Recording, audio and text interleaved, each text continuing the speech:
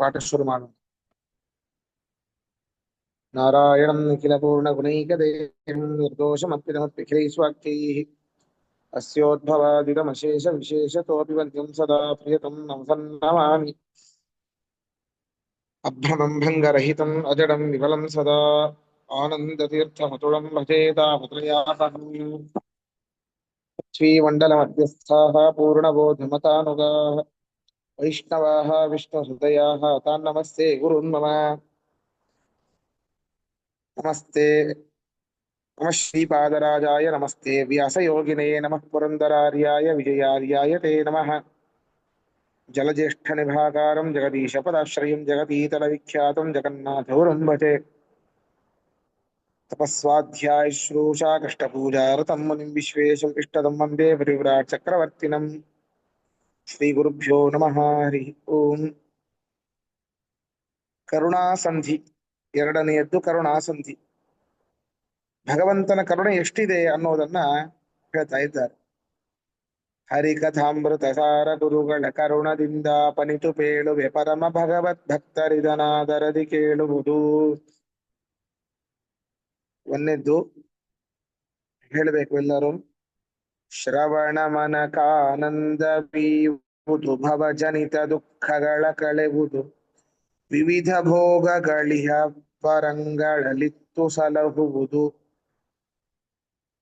ಭುವನ ಪಾವನವೆನಿಪಲಕುಮೀ ಧವನ ಮಂಗಳ ಕಥೆಯ ಪರಮೋತ್ಸವದಿ ಕಿವಿ ಕೊಟ್ಟಾಲಿಪುದು ಭೂಸುರರು ದಿನ ದಿನದಿ. ಏನ್ ಮಾಡಬೇಕು? ಹಿಂದಿನ ಸಂಧಿಯಲ್ಲಿ ಆ ಪರಮಾತ್ಮನ ಪದ್ಮನಾಭ ತೀರ್ಥರೇ ಮೊದಲಾದ ಗುರುಗಳನ್ನ ಪ್ರಾರ್ಥನೆ ಮಾಡಿ, ಪರಮಾತ್ಮನನ್ನ ಪ್ರಾರ್ಥನೆ ಮಾಡಿ, ಎಲ್ಲಾ ಇಂದ್ರಿಯಾಭಿಮಾನಿ ದೇವತೆಗಳನ್ನ ಪ್ರಾರ್ಥನೆ ಮಾಡಿ ಹರಿಕಥಾಮೃತ ಸಾರವನ್ನು ಹೇಳ್ತೇವೆ ಅಂತ ಪ್ರತಿಜ್ಞೆಯನ್ನ ಮಾಡಿದ್ರು.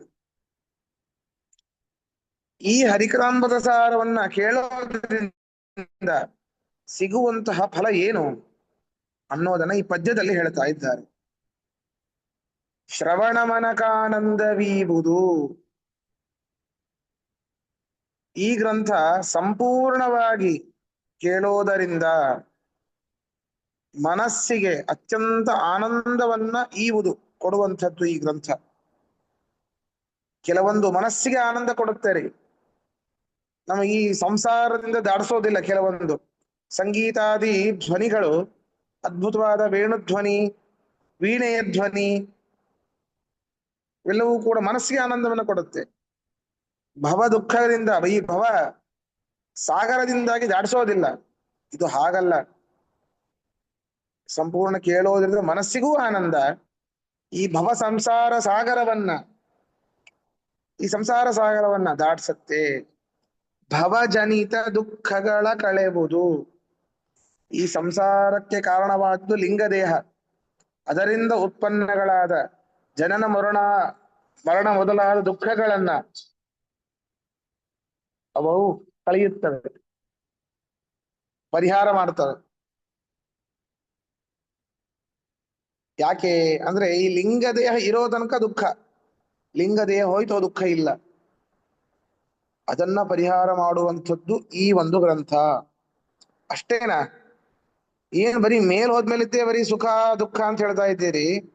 ಇರಬೇಕಾದ್ರೆ ಏನು? ಇರಬೇಕಾದ್ರೆ ಹೇಳ್ರಿ ಅಂತಂದ್ರೆ ಅದಕ್ಕೆ ಹೇಳ್ತಾ ಇದ್ದಾರೆ. ವಿವಿಧ ಭೋಗಗಳೀಹ, ವಿವಿಧ ಭೋಗಗಳನ್ನು, ಸುಖ ಭೋಗಗಳನ್ನು ಇದೇ ಒಂದು ಲೋಕದಲ್ಲಿ ಕೊಡುತ್ತದೆ. ಇಹ ಪರಂಗಳಲಿತ್ತು ಸಲಹುವುದು. ಇಹ ಲೋಕದಲ್ಲಿ, ಸ್ವರ್ಗ ಲೋಕದಲ್ಲೂ ಕೂಡ ಕಥಾಶ್ರವಣ ಮಾಡಿರೋದ್ರಿಂದಾಗಿ ಬಂದಂತಹ ಪುಣ್ಯದಿಂದಾಗಿ ಸ್ವರ್ಗಲೋಕದಲ್ಲೂ ಕೂಡ ನಮಗೆ ಆನಂದವನ್ನ, ಸುಖವನ್ನ ಕೊಡುವಂಥದ್ದು ಈ ಗ್ರಂಥ. ಯಾಕೆ ಗೊತ್ತಾ? ಭುವನ ಪಾವನವೆನಿಪ, 14 ಲೋಕಗಳನ್ನು ತನ್ನ ಭಕ್ತ ಜೀವರನ್ನ ಉದ್ಧಾರ ಮಾಡಿ ಎಲ್ಲರನ್ನೂ ಪವಿತ್ರರನ್ನಾಗಿ ಮಾಡಿದ್ದಾನೆ ಪರಮಾತ್ಮ. ಆದ್ದರಿಂದಾಗಿ ಭುವನ ಪಾವನ ಆ ಪರಮಾತ್ಮ. ಭುವನ ಪಾವನ ಅಂತ ಕರೆಸಿಸಲ್ಪಡಲ್ಪಡುವಂತಹ ಆ ಪರಮಾತ್ಮ ಲಕುಮೀಧವನ ಪತಿ. ಲಕುಮೀ ಧವನ, ಲಕುಮಿ ಲಕ್ಷ್ಮೀ ದೇವಿ, ಧವ ಗಂಡ. ನಾವೆಲ್ಲ ಮಾಧವ ಅಂತ ಕೇಳಿರ್ತೀವಿ, ಲಕುಮೀ ಧವ ಅಂತ ಕೇಳಿರೋದೇ ಇಲ್ಲ. ಮಾಧವ, ಮಾ ಅಂತಂದ್ರೆ ಮಾಯಾಯ ಧವ, ಮಾಯಾ ಶಬ್ದ ವಾಚ್ಯಳಾದವಳು ಲಕ್ಷ್ಮೀ ದೇವಿ. ಆ ಲಕ್ಷ್ಮೀ ದೇವಿಯ ಗಂಡ, ಆದ್ರಿಂದ ಮಾಧವ. ಲಕುಮೀಧವನ, ಆ ಲಕ್ಷ್ಮೀಪತಿಯಾದ ನಾರಾಯಣನ ಮಂಗಳ ಕಥೆಯ ಪರಮೋತ್ಸವದಿ, ಈ ಶುಭಕರವಾದ ಚರಿತ್ರೆಯನ್ನ ಅದ್ಭುತವಾದ ಉತ್ಸಾಹದಿಂದ ಕೇಳ್ರಿ. ಏನೋ ಬ್ಯಾಸರ ಕೆಲವೊಬ್ರು ಕೇಳ್ತಿರ್ತಾರೆ, ಪುರಾಣಕ್ ಬಂದಿರ್ತಾರ್ರಿ, ಒಂದು 10 ಗಂಟೆ ತಗೊಂಬಂದ್ಬಿಟ್ಟಿರ್ತಾರ. ಹೂವತ್ತಿ ಮಾಡಿದ್ದೇ ಮಾಡಿದ್ದು. ಏನ್ರಿ ಪುರಾಣನೂ ಆಗತ್ತೆ, ಒಂದಿಷ್ಟು ಬತ್ತಿನೂ ಆಗತ್ತೆ, ಕೇಳ್ತೀರಾ? ಒಂದೇ ಕಲ್ಲಿಗೆ 2 ಹಣ್ಣು, ಸರ್ವಥಾ ಪುಣ್ಯ ಬರೋದಿಲ್ಲ. ಎಲ್ಲಾ ಕೆಲಸ ಬಿಟ್ಟು ಈ ಕೆಲಸವನ್ನ ಮಾಡಬೇಕು. ಅದು ಬಿಟ್ಟು ಹಾಗಾದ್ರೆ ಯಾವ ಪುರುಷಾರ್ಥಕ್ಕೆ ಹೋಗ್ತೀರಿ ಪುರಾಣಕ್ಕೆ? ಎಲ್ಲಾರು ನಕ್ರ ಹಾ ಹಾ ಅಂದ್ರೆ ಅವರು ನಗುದು, ಹೀಗ್ ಮಾಡ್ತಾ ಇರ್ತಾರೆ. ಅಲ್ಲ, ಎಲ್ಲ ಕೆಲಸವನ್ನು ಬಿಟ್ಟು ಕೇಳಬೇಕು. ನೋಡಿರ್ತೀರಿ ಪುರಾಣಕ್ಕೆಲ್ಲ ಹೋದಾಗ ಕೆಲವೊಬ್ರಿಗೆ ಪುರಾಣದಲ್ಲೇ ಅದ್ಭುತವಾದ ನಿದ್ರೆ, ಮನೆಯಲ್ಲೂ ನಿದ್ದೆ ಬರೋದಿಲ್ಲ ಅವರಿಗೆ, ಪುರಾಣದಲ್ಲೇ ನಿದ್ರೆ. ಯಾಕೆ? ನಿಜವಾದ ಆನಂದ ಅಲ್ಲಿದೆ. ಎಲ್ಲಿ ಆನಂದವೋ, ಎಲ್ಲಿ ನೆಮ್ಮದಿಯೋ ಅಲ್ಲಿ ಚಿಂತೆಯೇ ಇಲ್ಲ. ಅದ್ರ ಚಿಂತೆ ಇಲ್ಲದವನಿಗೆ ಆರಾಮಾಗಿ ನಿದ್ರೆ ಬರುತ್ತೆ. ಅಂತಹ ಈ ಲಕುಮೀಧಮನ ಮಂಗಳ ಕಥೆಯನ್ನ ಅತ್ಯಂತ ಉತ್ಸಾಹದಿಂದ ಕೇಳಬೇಕು. ಎಲ್ಲ ಕೆಲಸವನ್ನು ಬಿಟ್ಟು ಕಿವಿಗೊಟ್ಟಾಲಿಪುದು, ಅನ್ಯ ವಾರ್ತೆಗಳನ್ನ ಅಥವಾ ಅನ್ಯ ಇಂದ್ರಿಯಗಳಿಂದ ಆಗುವಂತಹ ಕ್ರಿಯೆಯನ್ನ ನಿಷ್ಕ್ರಯಿಸಿ ಬರೀ ಶ್ರವಣೇಂದ್ರಿಯಕ್ಕೆ ಮಾತ್ರ ಕೆಲಸವನ್ನು ಕೊಡಬೇಕು. ಯಾರು? ಭೂಸುರರು ಪ್ರತಿದಿನದಿ. ಭಗವದ್ ಅನುಗ್ರಹವನ್ನ ಪಡೆದಂತಹ ಬ್ರಾಹ್ಮಣರು ಯಾವ ವ್ಯಕ್ತಿಗಳು ಅಂತಿದ್ದಾರೋ, ಪರಮಾತ್ಮನ ಭಕ್ತರು ಅಂತ ಯಾರಿದ್ದಾರೋ ಅವರು ಪ್ರತಿದಿನವೂ ಕೂಡ ಈ ಹರಿಕಥಾಮೃತ ಸಾರವನ್ನ ಕೇಳಬೇಕು, ಹೇಳಬೇಕು. ಇದರಿಂದ ಆಗುವಂತಹ ಫಲ ಇಂಥದ್ದು ಅಂತ ಮೊದಲನೇ ಪದ್ಯದಲ್ಲಿ ಹೇಳ್ತಾ ಇದ್ದಾರೆ. ಪ್ರಶ್ನೆ ಇದ್ರೆ ಕೇಳಿ.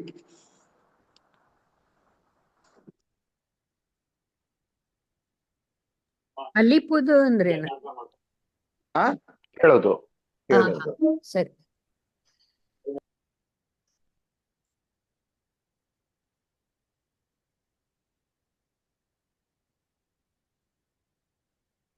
ಸರಿ, ಮುಂದೆ ಹೋಗೋಣ. ಮಳೆಯ ನೀರೋಣಿಯಲಿ ಪರಿಯಲು ಬಳಸರೂರೊಳಗಿದ್ದ ಜನರ ಜಲವು ಹೆದ್ದೊರಗು ಗೂಡೆ ಮಜ್ಜನ ಪಾನಗೈದ ಪರು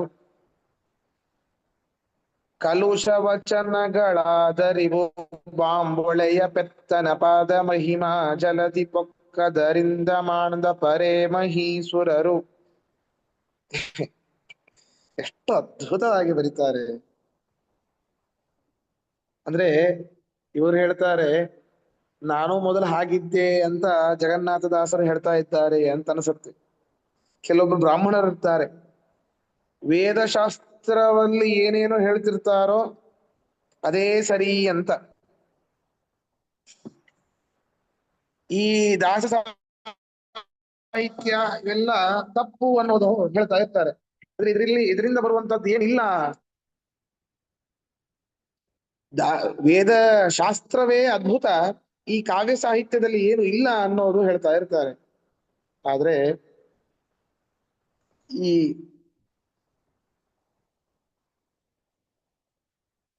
ಇದನ್ನ ಕೇಳಲೇಬೇಕು. ಯಾಕೆ ಅಂತಂದ್ರೆ ಶಾಸ್ತ್ರದ ಅಭಿಪ್ರಾಯವೇನೇ ಈ ಒಂದು ದಾಸ ಸಾಹಿತ್ಯದ ಅಭಿಪ್ರಾಯ. ಬ್ರಾಹ್ಮಣರು ಇದರನ್ನ ಉದಾಸೀನ ಮಾಡಬಾರದು. ಶಾಸ್ತ್ರಜ್ಞರಾದ, ಶಾಸ್ತ್ರವನ್ನ ತಿಳಿದಿರುವಂತಹ ಬ್ರಾಹ್ಮಣರು ಇದನ್ನ ಬಿಡಬಾರದು. ಅದಕ್ಕೆ ಹೇಳ್ತಾ ಇದ್ದಾರೆ ನೋಡಿ, ಮಳೆಯ ನೀರೋಣಿಯಲಿ ಪರಿಯಲು. ಮಳೆಯ ನೀರು ಮೇಲಿನಿಂದ ಮೋಡಗಳಿಂದ ಸುರಿಯಲ್ಪಟ್ಟಂತಹ ನೀರೇನಿದೆ, ಓಣಿಯಲಿ ಪರಿಯಲು. ಓಣಿ ಅಂತಂದ್ರೆ ನಮ್ಮ ಬೀದಿಗಳು, ಕಾಲೋನಿಯಲ್ಲಿ ಬಿದ್ರೆ ಬೀದಿಗಳಲ್ಲಿ ಅದು ಏನಾದ್ರೂ ಹರಿತು ಅಂತಾದ್ರೆ ಮಳೆಯ ನೀರು ಊರೊಳಗಿದ್ದ ಜನರು ಬಳಸರು.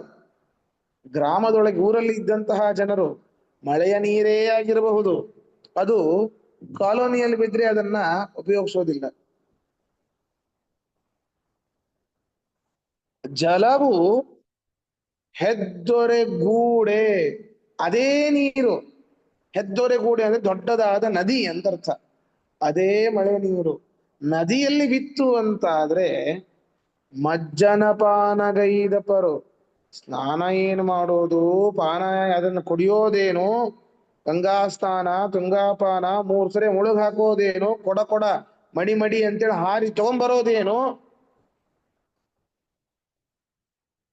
ಒಂದೇ ಮಳೆ ನೀರು ಓಣಿಯಲ್ಲಿ ಬಿದ್ರೆ ಬಳಸೋದಿಲ್ಲ.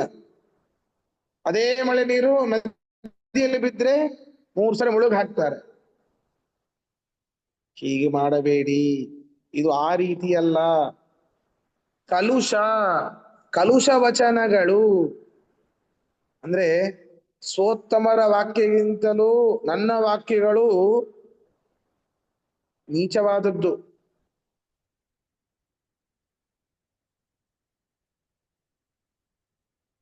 ಇವರು ಹೇಳ್ತಾ ಇದ್ದಾರೆ, ಹೌದು ನನಗೆ ಅಷ್ಟು ಶಾಸ್ತ್ರ ಗೊತ್ತಿಲ್ಲ, ನನಗಿಂತ ಉತ್ತಮರಿದ್ದಾರೆ. ಜಗನ್ನಾಥದಾಸರು ಸಣ್ಣವರು, ಇವರೇನು ಬರೀತಾರೆ ಅಂತ ಅನ್ಕೊಳ್ಬೇಡಿ. ಹೌದು, ನಾನು ಅವರಿಗಿಂತಲೂ ನೀಚ. ನಾನು ಕಲುಷ, ನನ್ನ ವಾಕ್ಯಗಳೇನಿವೆ ಈ ಓಣಿಯಲ್ಲಿ ಬಿದ್ದಂತಹ ನೀರೇ ನನ್ನ ಮಾತುಗಳು. ಆದರೆ ನನ್ನ ಮಾತುಗಳಲ್ಲಿ ಯಾರ ಹೊಗಳಿಕೆ ಇದೆ ಅಂತಂದ್ರೆ ಬಾಂಬಳೆಯ ಪೆತ್ತನ. ಬಾಂಬಳೆ ಅಂತಂದ್ರೆ ಭಾಗೀರಥಿ ಅಂತ ಅರ್ಥ. ಭಾಗೀರಥಿಯನ್ನ ಪಡೆದಂಥವನು ಪರಮಾತ್ಮ ತನ್ನ ಊರಿನಿಂದ. ಗಂಗಾ ಬ್ರಹ್ಮಾಂಡ ಕಟಾಹಕ್ಕೆ ತ್ರಿವಿಕ್ರಮ ಅವತಾರದಲ್ಲಿ ಆ ಬ್ರಹ್ಮಾಂಡ ಕಟಾಹಕ್ಕೆ ಅವನ ಕಾಲು ತಾಕಿದಾಗ ಹರಿದು ಬಂದಂತು ಗಂಗಾ. ಆದ್ದರಿಂದ ಬಾಂಬಳೆಯ ಪೆತ್ತನ ಭಾಗೀರಥಿಯನ್ನ ಪಡೆದಂತಹ ಆ ಪರಮಾತ್ಮನ ಪಾದ ಮಹಿಮಾ, ಪಾದಗಳ ಮಹಿಮೆ ಇದೆ, ಅದರಲ್ಲಿ ವರ್ಣಿತವಾಗಿದೆ. ನನ್ನದರಲ್ಲಿ ಜಲಧಿ ಪೊಕ್ಕದರಿಂದ ದಪರೇ ಮಹೀಸುರರು. ಸಮುದ್ರದಲ್ಲಿ ಸೇರಿ ಇರೋ ಕಾರಣದಿಂದಾಗಿ ಅವನ ಭಾಗೀರಥಿಯನ್ನ ಪಡೆದಂತಹ ಪರಮಾತ್ಮನ ಮಹಿಮೆ ನನ್ನ ಮಾತುಗಳಲ್ಲಿ ಇದೆ.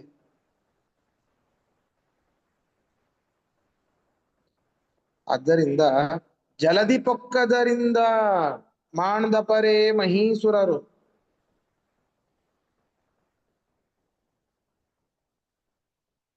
ಜ್ಞಾನಿಶ್ರೇಷ್ಠರ ಬ್ರಾಹ್ಮಣೋತ್ತಮರು ಈ ಪರಮಾತ್ಮನ ಮಹಿಮೆ ಎಂಬ ಸಮುದ್ರವನ್ನ ತಿರಸ್ಕಾರ ಮಾಡ್ತಾರ. ನನ್ನ ವಚನಗಳು ನೀಚ ಆಗಿರಬಹುದು, ಆದ್ರೆ ಒಳಗಡೆ ಇರುವಂಥದ್ದು ಪರಮಾತ್ಮನ, ಭಾಗೀರಥಿಯನ್ನ ಬೆತ್ತಂತಹ ಪರಮಾತ್ಮನ ಮಹಿಮೆಯ ಕಡಲೇ ಇದೆ, ಸಮುದ್ರವೇ ಇದೆ. ಆದ್ದರಿಂದ ಶಾಸ್ತ್ರನಿಷ್ಠರಾದ ಶಾಸ್ತ್ರಜ್ಞರಾದ ಬ್ರಾಹ್ಮಣರು ಕೂಡ ಇದನ್ನ ತ್ಯಜಿಸೋದಿಲ್ಲ, ಓದುತ್ತಾರೆ, ಅದ್ಭುತವಾದ ಗ್ರಂಥ ಅಂತ ಹೇಳ್ತಾರೆ ಅಂತ ಅವರ ತಾತ್ಪರ್ಯ. ಪ್ರಶ್ನೆ ಇದ್ರೆ ಕೇಳಿ.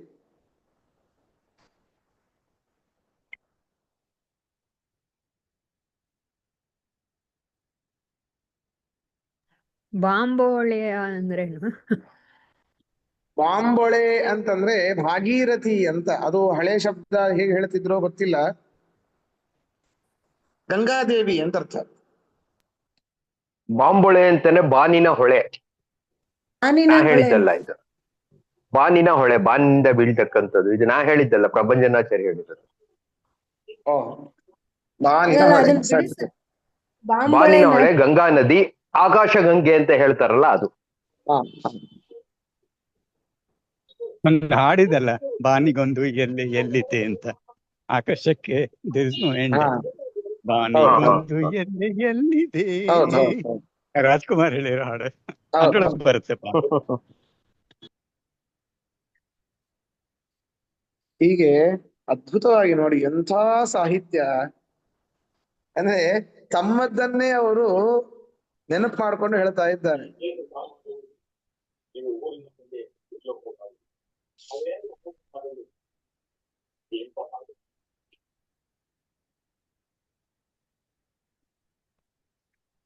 ಪ್ರಶ್ನೆ ಇದೆನಾ?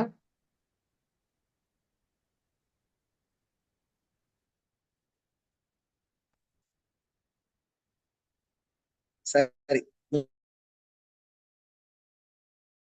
ಮುಂದೆ ಇನ್ನೊಂದಕ್ಕೆ ಹೋಗೋಣ. ಪರಮಾತ್ಮನ ಕಾರುಣ್ಯ ಎಷ್ಟಿದೆ ಅನ್ನೋದನ್ನ ಹೇಳ್ತಾ ಇದ್ದಾರೆ. ಶ್ರುತಿ ತತಿಗಳಗ ಭೀಮಾನಿ ಲಕುಮಿ ಸ್ತುತಿಗಳಿಗೆ ಗೋಚರಿಸದ ಪ್ರತಿಹತ ಮಹೈಶ್ವರ್ಯಾದ್ಯಖಿಳ ಸದ್ಗುಣಗಣಾಂಬೋಧಿ ಪ್ರತಿ ದಿವಸ ತನ್ನಂಘ್ರಿ ಸೇವಾರತ ಮಹಾತ್ಮರು ಮಾಡುತಿಹ ಸಂಸ್ತುತಿಗೆ ವಶನಾಗುವ ನಿವನ ಕಾರುಣ್ಯಕೇನೆಂಬೆ.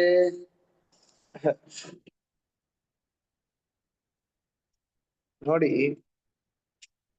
ಶ್ರುತಿ ತತಿಗಳಿಗೆ ಅಭಿಮಾನಿ ಲಕುಮಿ.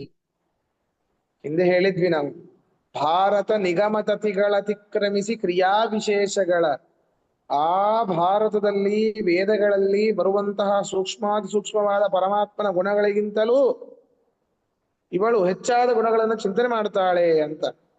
ಆದ್ರೆ ಇಲ್ಲಿ ಹೇಳ್ತಾ ಇದ್ದಾರೆ, ಶ್ರುತಿ ತತೆಗಳಿಗೆ ಅಭಿಮಾನಿ ಲಕುಮಿ. ಹೌದು, ಶ್ರುತಿಗೆ ಮತ್ತೆ ಅದರ ಸಮೂಹಕ್ಕೆ ಅಭಿಮಾನಿಯಾದ ಲಕುಮೀ ದೇವಿ ಏನು ಪ್ರತಿನಿತ್ಯ ಸ್ತೋತ್ರ ಮಾಡ್ತಾಳೆ, ಆ ಸ್ತೋತ್ರಗಳಿಗೂ ಪರಮಾತ್ಮ ಗೋಚರಿಸೋದಿಲ್ಲ. ಏನ್ರಿ ಆಚಾರ್ಯ ಹಾಗೆ ಹೇಳ್ತೀರಿ? ಗೋಚರಿಸೋದಿಲ್ಲ ಅಂತ, ಯಾವಾಗ್ಲೂ ಮುಂದೆ ಇರ್ತಾನೆ, ಸಂಪೂರ್ಣವಾಗಿ ಗೋಚರಿಸೋದಿಲ್ಲ ಅಂತ ಅರ್ಥ. ಸಂಪೂರ್ಣವಾಗಿ ಗೋಚರಿಸೋದಿಲ್ಲ. ಸ್ತುತಿಗಳಿಗೆ ಗೋಚರಿಸದ ಪ್ರತಿಹತ, ಗೋಚರಿಸೋದಿಲ್ಲ. ಅವನು ಹೇಗಿದ್ದಾನೆ? ಅಪ್ರತಿಹತ ಮಹೈಶ್ವರ್ಯಾದಿ ಅಖಿಲ ಸದ್ಗುಣ ಗಣಾಂಬೋಧಿ. ಯಾವುದ ರೀತಿಯಿಂದಲೂ ಅವನಿಗೆ ತಡೆ ಇಲ್ಲ. ಅವನಂತಹ ವ್ಯಕ್ತಿ ಇನ್ನೊಬ್ಬನಿಲ್ಲ. ಅಪ್ರತಿಹತನಾದವನು, ಯಾವುದರಿಂದಲೂ ಅವನಿಗೆ ನಾಶ ಇಲ್ಲ. ಅಖಿಲ ಸದ್ಗುಣಗಣಾಂಬೋಧಿ ಮಹೈಶ್ವರ್ಯಾದ್ಯಖಿಳ. ಮಹೈಶ್ವರ್ಯ, ಅವನು ಸ್ವರಮಣ. ಅದಕ್ಕಿಂತಲೂ ಇನ್ಯಾವುದು ನಮಗೆಲ್ಲ ನಾವೆಲ್ಲಾರ ಅರ್ಮಿಸ್ಬೇಕು ಅಂದ್ರೆ ನಮ್ಗೆ ಇನ್ನೊಂದು ವಸ್ತುವ ಸಹಾಯ ಬೇಕು. ಆದರೆ ಅವನು ಹಾಗಲ್ಲ. ಯಾರಲ್ಲೂ ಇಲ್ಲದೆ ಇರುವಂತಹ ಸ್ಪೆಷಲ್ ಕ್ವಾಲಿಟಿ ಅವನಲ್ಲಿದೆ. ಆದ್ದರಿಂದ ಅವನು ಮಹೇಶ್ವರ್ಯನಾದವನು, ಅತ್ಯಂತ ಐಶ್ವರ್ಯವುಳ್ಳವನು ಅವನು.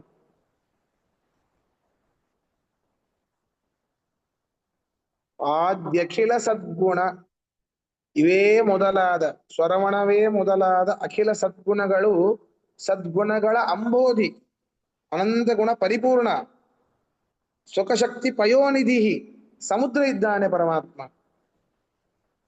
ಯಾವ ರೀತಿಯಿಂದಲೂ ಅವನಿಗೆ ನ್ಯೂನತೆ ಅನ್ನೋದು ಇಲ್ಲ.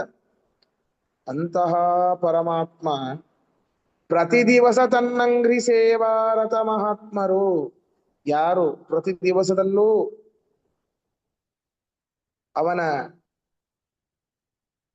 ಪಾದ ಸೇವೆಯನ್ನ, ಧ್ಯಾನೋಪಾಸನಾದಿ ಸೇವೆಗಳನ್ನ ಆಸಕ್ತರಾಗಿ ಯಾರು ಮಹಾತ್ಮರು ಮಾಡ್ತಾರೋ, ನಿಷ್ಕಾಮದಿಂದಾಗಿ, ಯಾವ ಒಂದು ಬಯಕೆಯಿಂದಾಗಿ ಅಲ್ಲ, ಪರಮಾತ್ಮ ಪ್ರೀತನಾದ್ರೆ ಸಾಕು ಎನ್ನೋ ಒಂದು ಆಸೆಯಿಂದಾಗಿ ಯಾರು ಮಾಡ್ತಾ ಇರ್ತಾರೋ ಅಂಥವರ ಸಂಸ್ತುತಿಗಳಿಗೆ, ಅವರು ಅತ್ಯಂತ ಏಕೋಭಾವನೆಯಿಂದ ಮಾಡುವಂತಹ ಸ್ತೋತ್ರಗಳಿಗೆ ವಶನಾಗ್ತಾನೆ ಪರಮಾತ್ಮ. ನೋಡ್ರಿ, ಲಕ್ಷ್ಮೀದೇವಿ ಸ್ತುತಿಗೂ ಗೋಚರನಾಗದೇ ಇರುವಂತಹ ಆ ಗುಣಗಣಾಂಬೋಧಿ ತಮ್ಮ ಮನೆಯಲ್ಲೇ ಕುಳಿತು ಮನಸ್ಸಿನಲ್ಲಿ ಹೇಳುವಂತಹ, ಗುಟ್ಟಾಗಿ ಹೇಳುವಂತಹ ಭಕ್ತಿ ಸಹಿತವಾದ ವಚನಗಳಿಗೆ ವಚನಾಗ್ತಾನೆ. ಅಂತಂದ ಮೇಲೆ ಅವನ ಒಂದು ಕಾರುಣ್ಯವನ್ನ ನಾವು ಏನಂತ ಹೇಳೋಣ? ಅವನ ಕಾರುಣ್ಯಕ್ಕೆ ಏನೆಂಬೆ? ಎಂತಹ ಕೃಪಾ ಸಮುದ್ರ! ಅನಂತ ಗುಣ ಸಮುದ್ರನೂ ಹೌದು, ಕೃಪಾ ಸಮುದ್ರನೂ ಇದ್ದಾನೆ.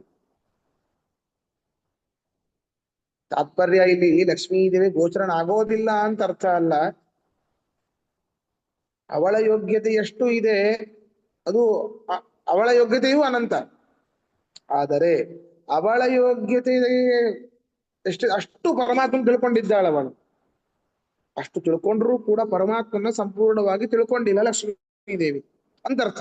ಆದ್ದರಿಂದ ಲಕ್ಷ್ಮೀದೇವಿ ಸ್ತುತಿಗಳಿಗೆ ಗೋಚರಿಸದವನು, ಸಂಪೂರ್ಣವಾಗಿ ಗೋಚರಿಸದವನು ಅಂತರ್ಥ. ಅಂತಹ ಪರಮಾತ್ಮ ತನ್ನ ಮನೆಯಲ್ಲೇ ಕುಳಿತು ಭಕ್ತಿಯಿಂದ ಹೇಳುವಂತಹ ವಚನಗಳಿಗೆ ಅವನು ವಶನಾಗ್ತಾನೆ, ಭಕ್ತಪರಾಧೀನನಾಗ್ತಾನೆ ಆ ಪರಮಾತ್ಮ. ಆದ್ದರಿಂದ ಅವನ ಕಾರುಣ್ಯಕ್ಕೆ ಏನಂತ ಹೇಳೋಣ ನಾವು ಅಂತ ಹೇಳ್ತಾ ಇದ್ದಾರೆ. ಅನಾದಿ ಕಾಲದಿ ನಿನ್ನ ಅಧೀನನಾಗಿ ನೀನು ಕೂಡಿಸಿದಂತೆ ನಾನು ಕೂಡಿವೆ. ಆದ್ದರಿಂದ ಅನಾದಿ ಕಾಲ ನಾವು ಅವನ ಅಧೀನ, ಭಕ್ತರಿಗೆ ಅವನು ಅನಾದಿ ಕಾಲದಿಂದಲೂ ಅವನು ಅಧೀನ. ಪರಸ್ಪರಂ ಭಾವಯಂತಹ. ಎಷ್ಟು ಅದ್ಭುತ ಪರಮಾತ್ಮ ಲೀಲೆಯೇ ಅದ್ಭುತ. ಆದ್ದರಿಂದ ಈ ನಿನ್ನ ಕಾರುಣ್ಯಕ್ಕೆ ನಾನು ಏನಂತ ಹೇಳಲಿ, ಏನಂತ ಹೊಗಳಲಿ, ಏನು ಹೊಗಳಿದರೂ ಸಾಲದು ಅಂತ ಹೇಳ್ತಾ ಇದ್ದಾರೆ. ಪ್ರಶ್ನೆ ಇದ್ರೆ ಕೇಳಿ.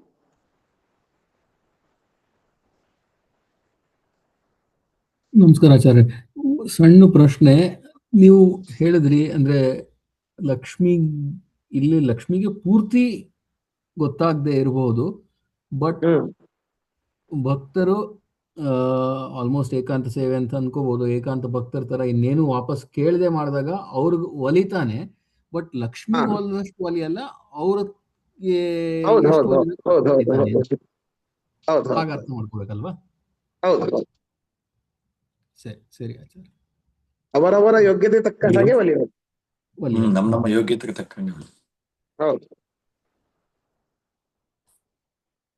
ಮನೆಯಲ್ಲಿ ನೀವು ಹಾಡು ಹೇಳಿ ಕೃಷ್ಣ ಪರಮಾತ್ಮ ಅನ್ನಿ ಸಾಕು, ಅಷ್ಟಕ್ಕೆ ಒಲಿತಾನೆ. ಭಕ್ತಿಯಿಂದ, ಭಕ್ತಿ ಮುಖ್ಯ ಅಷ್ಟೇ.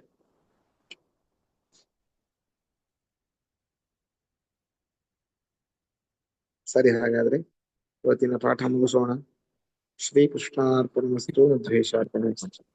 ಕೃಷ್ಣಾರ್ಪಣಮಸ್ತು.